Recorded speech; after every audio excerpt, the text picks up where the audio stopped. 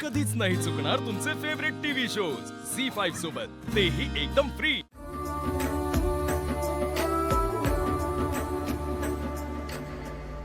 वा वा वा वा वा वा वा जावा जावा, तुमच्या सुनबाईनं घेऊन आज जावा। लय दिवसाच्या गप्पा शिल्लक राहिल्या असतील सासू सुनेच्या, हा मनसोक्त गप्पा मारा। पण डॅडी काही म्हणा बर का, शत्रुभायांच्या अथक परिश्रमामुळेच तुमच्या सुनबाई घरी आल्या बर का। काय शत्रुभाई हा आमचा सोन्याचा पिंजरा या आमच्या सुनबाई शिवाय कसा सुना सुना वाटत होता नाही रे सोन्या। नाही पर चिरंजीव, तुम्ही हे सगळं जुळून आणलं, आम्हाला लय कौतुक वाटवा तुमचं। अहो काय डॅडी, अहो तुम्ही उपायच एकदम जालिम दिला होता। हा आता सुरुवातीला जरा अवघड गेला असं मुळमुळीत वागणं, हा पण बायकोला घरात बघून सगळं सार्थकी लागल्यासारखं वाटते का नाही बघ। चिरंजीव हाच तर राजकारणाचा पाय आहे। तोंडावर गोड गोड बोलायचं आणि खिशात सुरी ठेवून फिरायचं।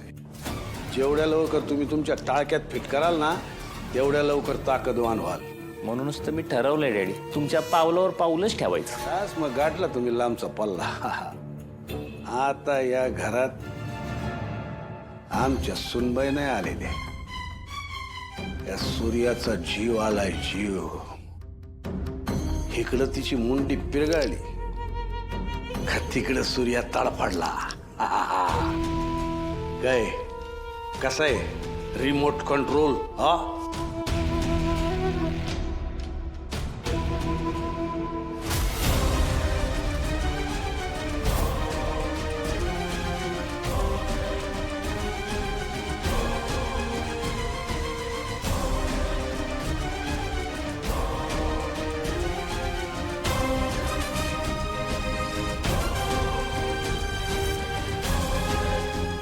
सूर्यकांतराव, घर विसरा आता।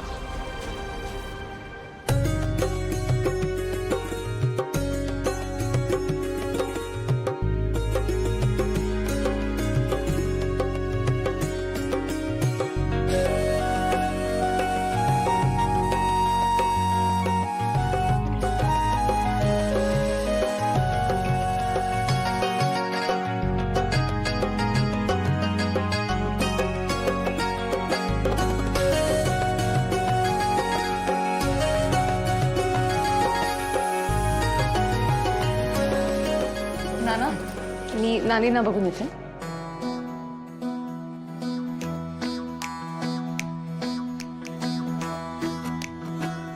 यमो चहा ठेव सगळ्यासनी। हा नाही थांब मग, नाही ना मी बनवते। आणि ना मस्तपैकी नानींसाठी कोकम सरबत पण बनवते, म्हणजे बरं वाटेल त्यांना। अगी येडी का खुळी, नवी नवी आहेस तू, तू कसं काम करणार? ना आता हे माझंच घर आहे, मीच बनवणार। दादा, मला नाही वाटत मला इथे जास्त काळ करवली म्हणून राहायची गरज पडेल। काय धरू दीदी? तरी बी आम्ही नव्या नवरीला काम नाही सांगणार, आम्ही बघतो काय ते। यमू चल ये।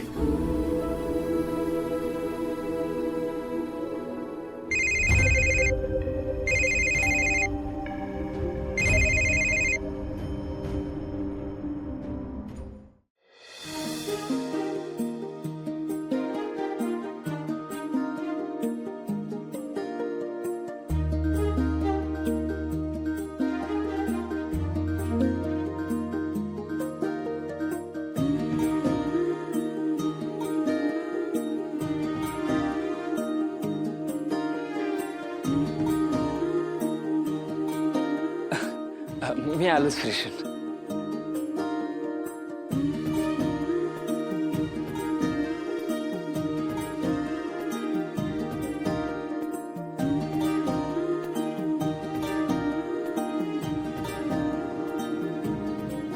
नाना,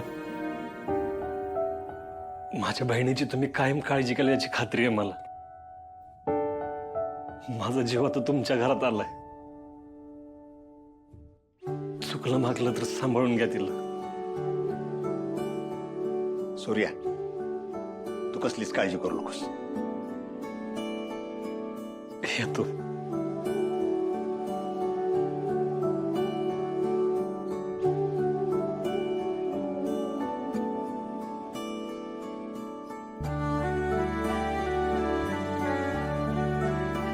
धनु दीदी, माझा इंग्रजीचा क्लास घ्यायला येत जा मधनं घरी. गप्प बस. काळजी घे. हं?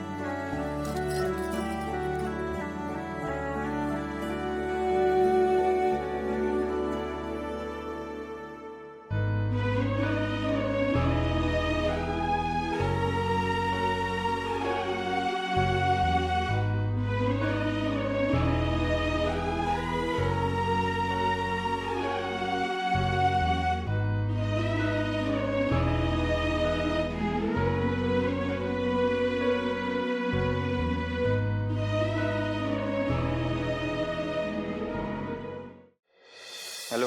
हॅलो बबड्या, तू कुठे आहेस? मी तुला केव्हापासून फोन करतेय. इथं अडकून ठेवलीस की मला. मग आता काय करणार मी? जिमू, मी तुला हे लग्न करायला सांगितलं ना, आता मीच तुला या लग्नातून सोडवणार. जायचं का पळून आपण आत्ताच्या आत्ता? काय तुला काही येडबीड लागले का काय? कधी म्हणतीस लग्न कर, कधी म्हणतीस पळून जाऊ. काय चाललंय तुझं? हे बघ बबड्या, मी तुला हे लग्न का करायला सांगितलं, कारण आपल्याकडे पैसे नव्हते. आता ना आपल्याकडे खूप सारे पैसे आहेत. चल जाऊयात पळून. कुठून आलं पैसे? तुमच्या रानाकडनं. काय? हा.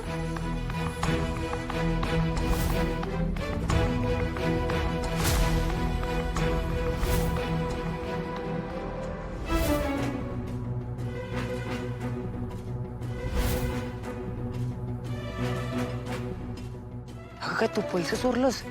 अरे पिल्ल्या, प्रेमात आणि युद्धात ना सगळं काही माफ असतं. अगं पण तू कशाला पैसे चोरलास? ती नानांना पैशाची बॅग मलाच द्यायला आणली असेल आणि दिली असेल तोपर्यंत सूर्यादाकडे ठेवायला. ए नाही नाही, ते सूर्याला देत होते पैसे सगळे. पण त्याला कशाला देतील? आणि बघ तुझा काहीतरी गैरसमज झाला असेल. तू पण ना.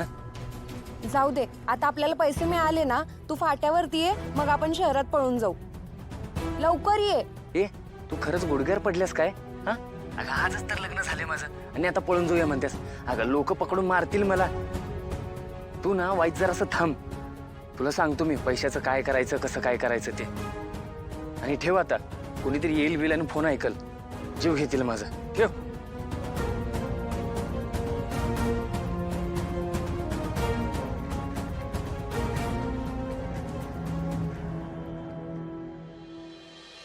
पप्पी पण ना.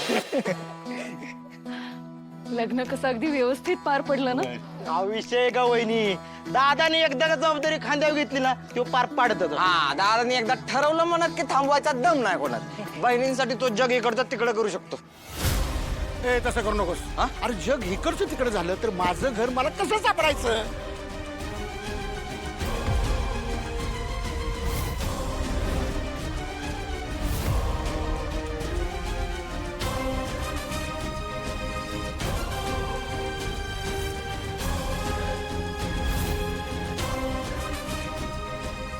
जप्तीची नोटीस.